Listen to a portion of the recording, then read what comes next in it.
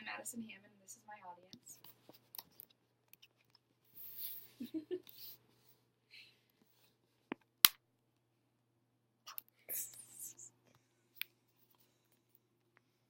I chose to do my speech over the controversial topic of college athletes getting paid.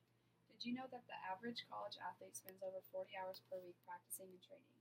That is basically the equivalent of having a full-time job without being paid.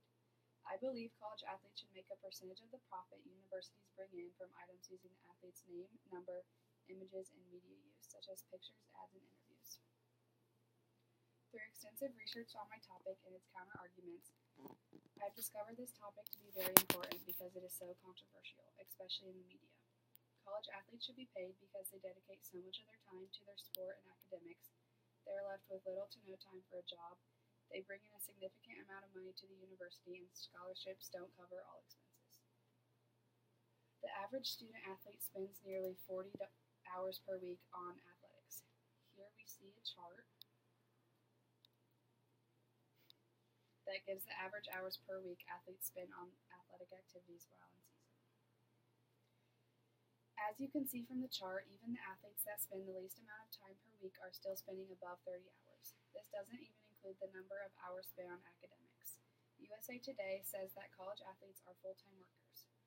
Rules say major college football coaches can demand only 20 hours of their time a week. However, these players say they more than double that during the season, and athletes in half a dozen other sports indicate they too are putting in the equivalent of full-time work weeks.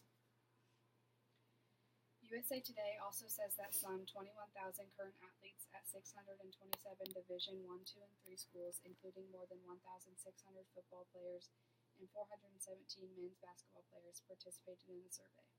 In the top-tier Division I, almost 2 of every 3 say they consider themselves more as athletes than students.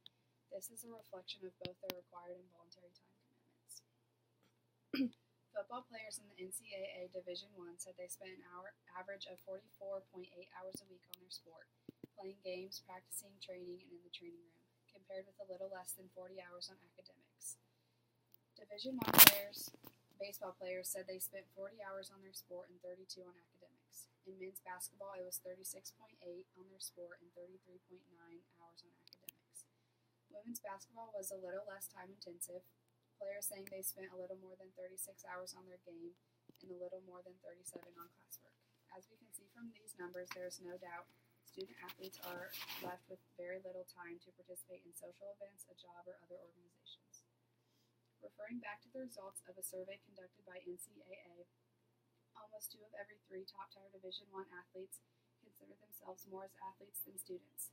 In 2014, 2 former University of North Carolina athletes filed a lawsuit against the school and NCAA in the wake of a far-reaching athletic scandal, alleging that they were deprived of a high-class education because of substandard courses. Basketball player Rashonda McCants and football player Devon Ramsey are named as plaintiffs in the lawsuit. The former student athletes argue that so-called paper classes at the university, which were designed for students to pass easily, deprived athletes of the education they were promised. This case arises out of the NCAA and UNC's abject failure to safeguard and provide a meaningful education to the scholarship athletes who agreed to attend UNC and take the field in exchange for academically sound instruction, the lawsuit begins. For years at the university, according to a comprehensive report commissioned by UNC's Cheryl Folt, who took office in 2013, more than 3,000 students took paper classes, which apparently had minimal or no teaching and extremely generous grading for assignments that took little effort. Many of the students were student athletes at the Division I school. The lawsuit accuses the NCAA of negligence, claiming that the organization knew of instances for academic fraud in member schools' athletic programs yet failed to provide adequate monitoring. It alleges breach of contract against the university for not providing academically sound classes with legitimate educational instruction. The NCAA and UNC broke these promises and breached their duties to student athletes in spectacular fashion, according to the lawsuit. From 1989 to 2011, under the supervision and regulation of the NCAA, UNC steered hundreds of college athletes into sham paper classes that were not required to attend, that required little to no work, that were not taught by a faculty member, and that involved no interaction with the faculty member. This academic debacle at one of the nation's finest public universities could not have come to a surprise to NCAA. Former athletes also take a strike at the NCAA in general, arguing that the UNC case is an example of how college athletics is more about money than higher education.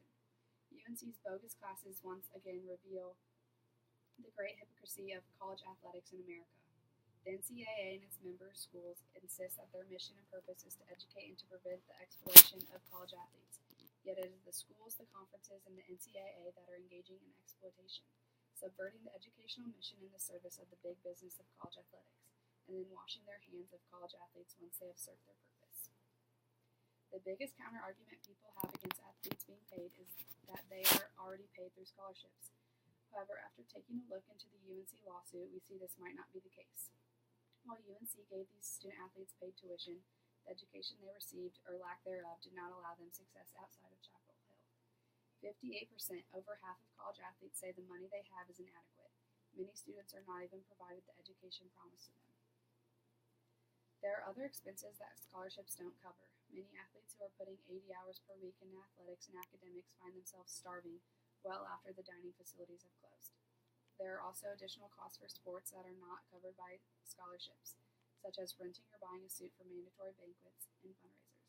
While these may seem like a small price to pay, many of the times these scholarships are the only means many athletes can make it to college. Lastly, college athletes should be paid because they bring in a tremendous amount of money to their university. In 2013, the NCAA men's basketball tournament accumulated $1.15 billion in ad revenue. Tournament participants saw none of these dollars. With the amount of money NCAA makes each year, they have enough money to pay 2016 recruits $5,000 per year. The University of Alabama reported income of over $143 billion, having a greater profit margin than all 30 NHL teams and 25 out of 30 NBA teams. Not a single Alabama player received $1. CBS and Turner Broadcasting make more than $1 million off college games, but players themselves don't get any of that money even as they risk career-ending injuries. A very popular example in the media is Johnny Manziel. Research conducted by Joyce Julius and Associates show that the redshirt freshman winning the prestigious trophy produced more than 1.8 million media impressions, translating to $37 million in media exposure for Texas A&M. He saw none of it. After seeing the many examples regarding this issue, and although this topic is still a very controversial one, the pros of paying college athletes seems to outweigh the cons. College athletes should be paid because they dedicate over 40 hours a week to their game, leaving little to no time for a job. Scholarships don't give the athlete what is promised and contain other expenses that are not provided, and they bring in significant revenue to their university.